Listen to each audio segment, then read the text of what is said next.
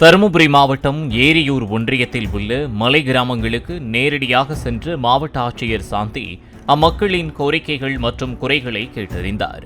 மாவட்ட ஆட்சியரின் வாகனம் கரடு முரடான மலைப்பாதையில் பயணித்து கிராமத்தை சென்றடைந்தது.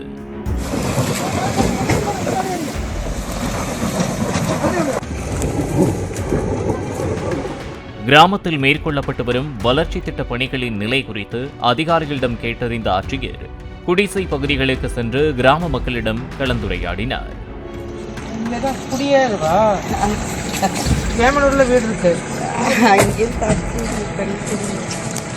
தண்ணி இருக்கா? ஆற்று தண்ணி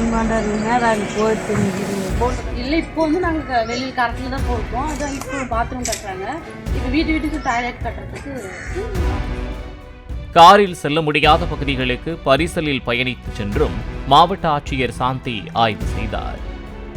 பசங்களை படிக்க வைங்க, இந்த பள்ளிக்கூடத்துல நிறுத்தாம. பள்ளிங்கெல்லாம் எதை படிக்கிறேன்? எல்லாருமே அந்த சைடு பாலாறுல இருந்து கோபிநத்தம் 10 வரைக்கும் தெரியுமா? நீங்க 8ஆம் வகுப்பு படிக்க சொல்லு.